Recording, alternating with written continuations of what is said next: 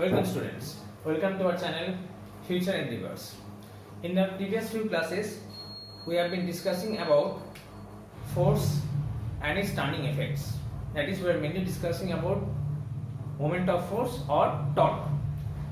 And in the last class, as we have seen, we have been just starting the circular motion. We have discussed a few problems on moment of force. Today we will be completing the lecture on the circular motion and we will be briefly revising another problem if time permits us. Okay, so let us quickly move on to our next topic, circular motion. As we have already seen, we have discussed in the previous class circular motion. So what is this circular motion? As we said, or as you know, when a body moves in a circular path, then the body is said to be having in a circular motion. So if we consider a body moving in a circular path like this, a circular path, this path is having certain radius and the body is continuously moving, then the body, as we know, the body is continuously moving with a constant speed, then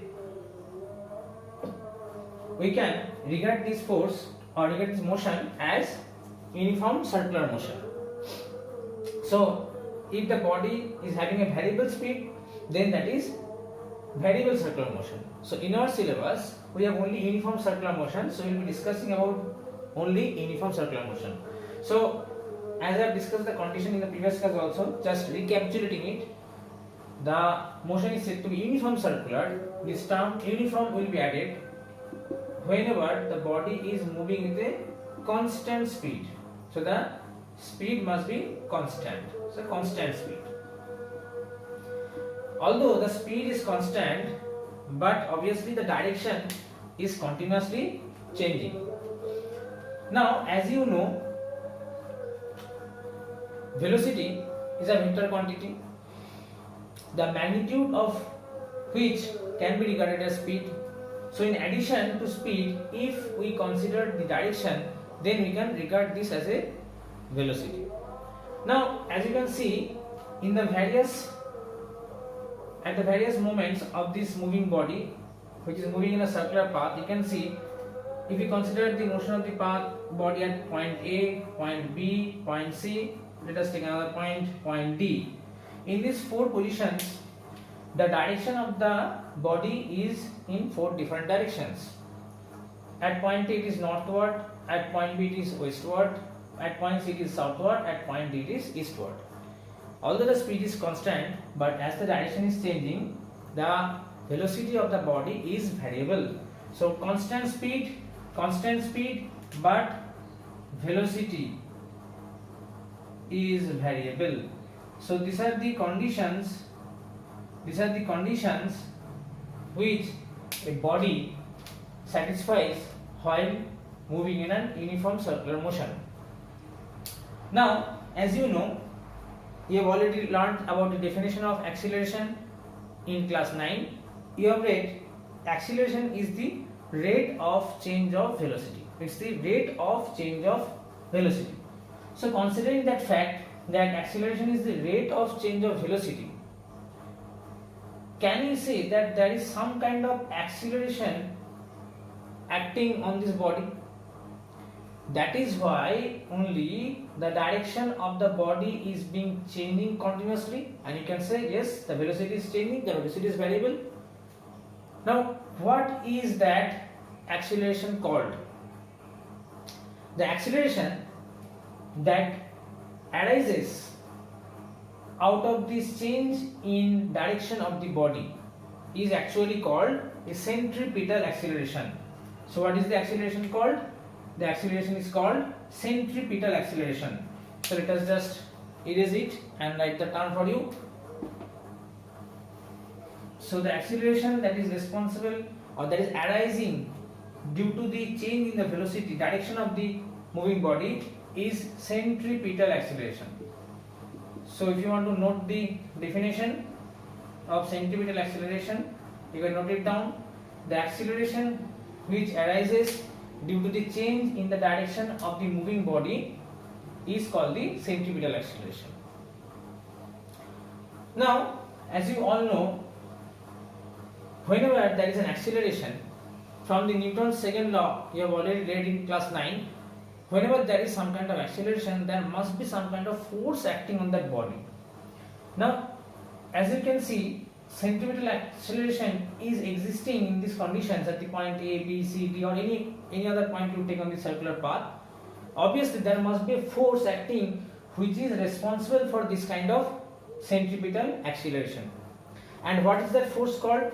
The force responsible for the centripetal acceleration is centripetal force. So, how can you define centripetal force? We can either say the force which causes the change in the direction of the motion of the body while the body is revolving in an uniform circular path or uniform circular motion is called the centripetal force, and this force is actually responsible for the centripetal acceleration of the body.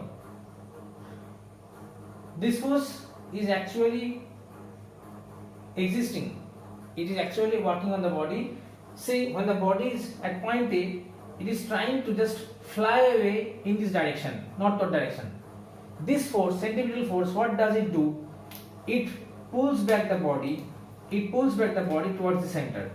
So the centripetal force, if it is denoted by say F subscript C, centripetal force acts in this direction, Fc, again in this direction, Fc, again in this direction, Fc, again in this direction, Fc. So you must note it down that the centripetal force, what is the direction of this force? The centripetal force is always directed towards the center. So it is directed towards the center, towards center of the circular path. So remember this is a very important point. What is the direction of the centripetal force? The direction of the centripetal force is always towards the center of the circular path. Okay. Now this is centripetal force. Another force that really do not exist, but we have a feeling of it. Now you have experienced this kind of force whenever you sit on a merry-go-round or sit in a circular disc which is rotating at a very high speed. Then there you can feel that some force is acting on you which is trying to just throw you out of the circular path. Now that force which is actually acting, which is looking like that it is acting on you and is trying to throw you away out of the circular path is called the centrifugal force. So another kind of force that we have to talk about is the force that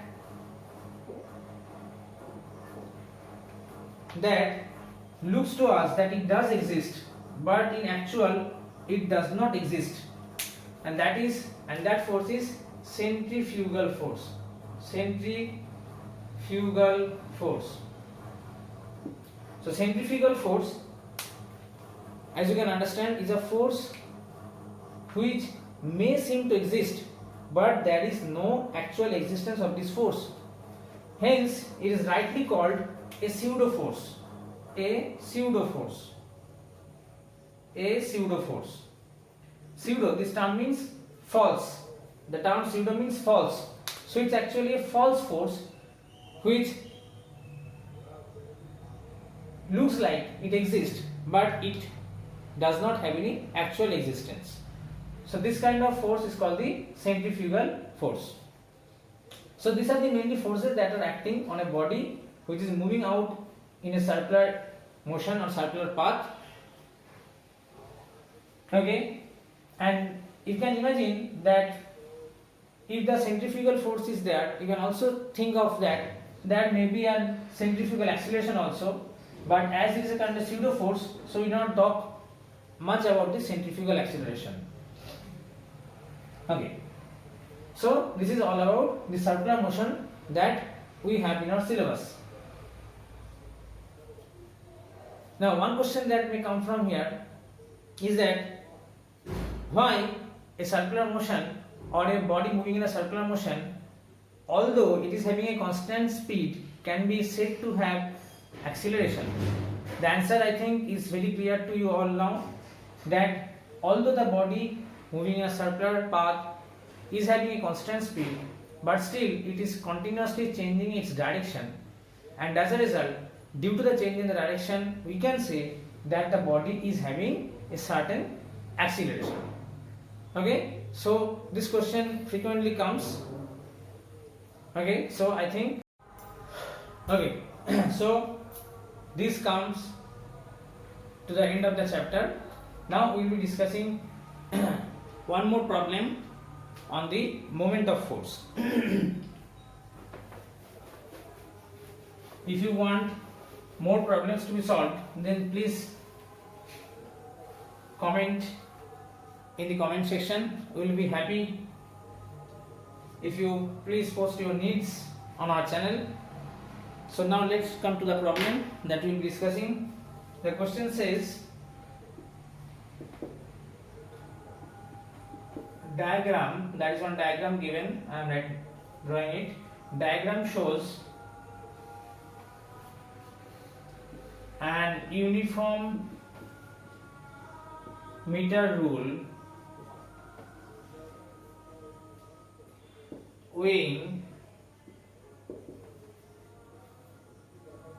100 GF pivoted at its center.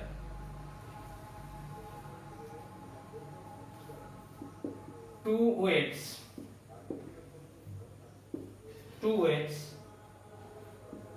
150 GF and 250 GF hang from points A and B respectively.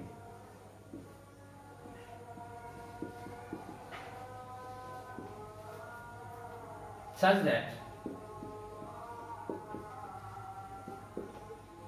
OA is equal to 40 centimeter and OB is equal to 20 centimeter.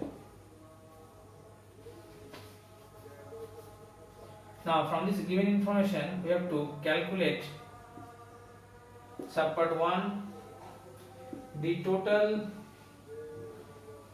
anti-clockwise. I am denoting it by short anti-clockwise. ACW denotes anti-clockwise movement about O. Movement about O. Subpart 2 is the total clockwise movement about O. Subpart 3 denotes the difference between anti-clockwise and clockwise movement, and the fourth part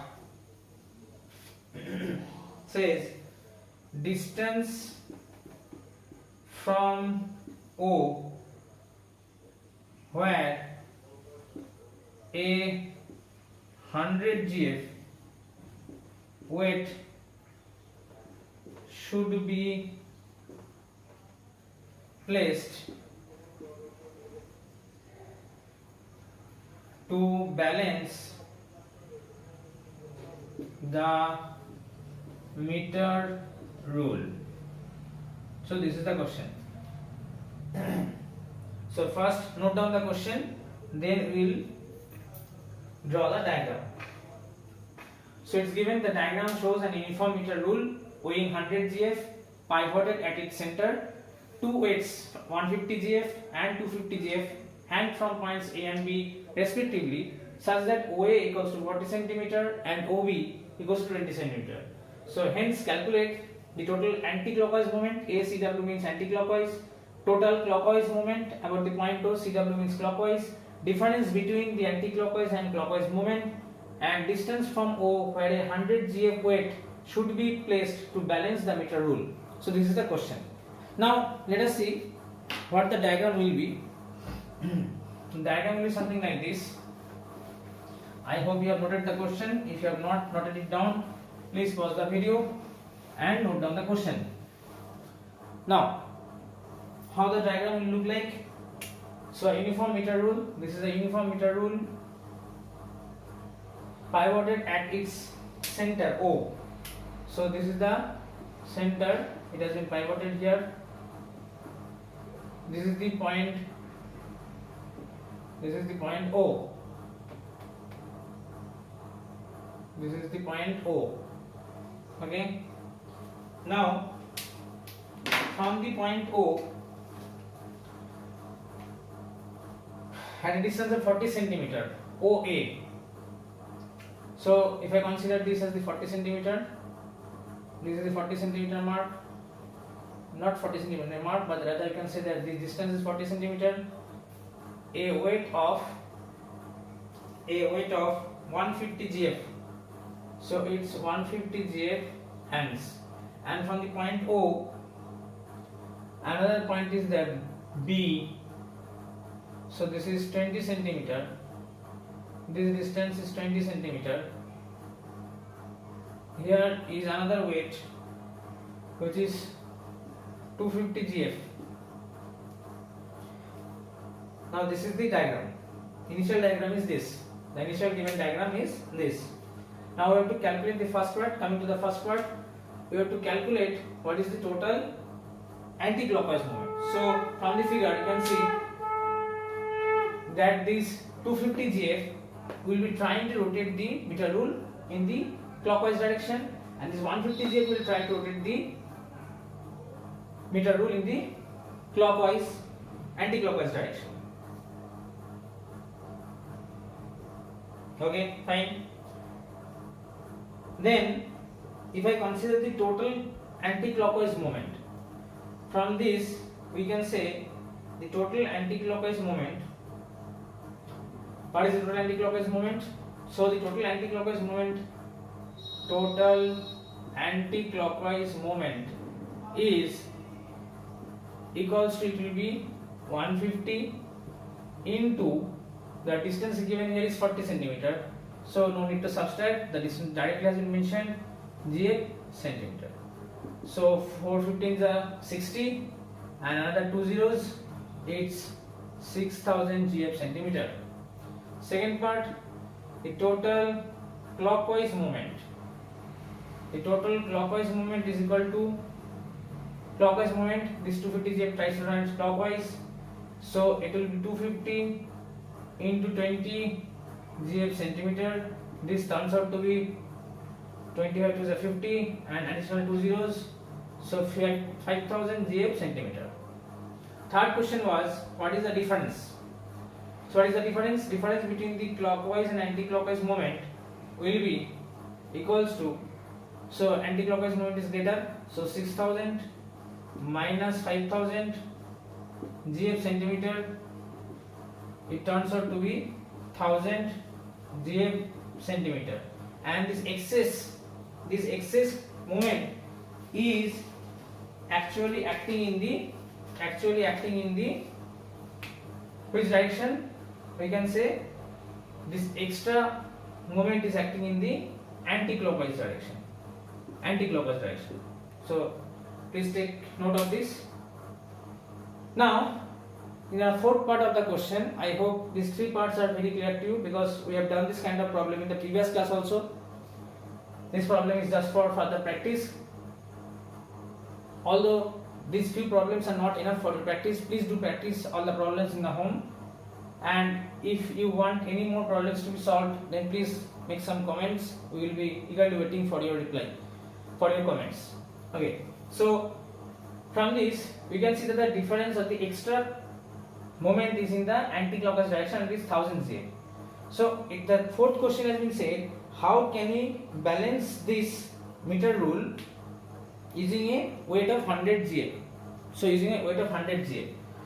So obviously, as you can see, the excess moment is 1000 GF centimeter, and it is in the anti-clockwise direction. So obviously, to balance this meter rule, what you have to do, you have to hang the extra 100 GF obviously in the right side of the figure, as can be seen, so that the extra anti-clockwise moment is balanced by some clockwise moment extra. So let us consider that the extra 100 GF weight has been suspended at a distance of say x centimeter from the pivoted point O. Then we can say moment created, the fourth part of the problem, the solution of the fourth part of the problem, moment due to this 100 GF will be equal to what it will be? It will be equals to 100 into x GF centimeter. Now obviously, to balance the meter rule, we have to just equate this to the extra part of the anti-clockwise moment. So according to problem you can write, this is I think bit easier and also quicker method. We can write that this 100x is obviously equals to this 1000. So obviously the x turns out to be 10 centimeter. So the extra weight of 100 GF should be placed at a distance of 10 centimeter from the pivoted point O on the right side of the meter rule to balance the meter rule. So this was your problem. I hope the problem is very clear to you all. We have discussed some few problems. As time will not permit us, we will not be discussing any further problem, and we will be ending our lecture here today. In the next class, we will be starting the next chapter, that is work, power, energy. So till then, take care. Thank you. Goodbye.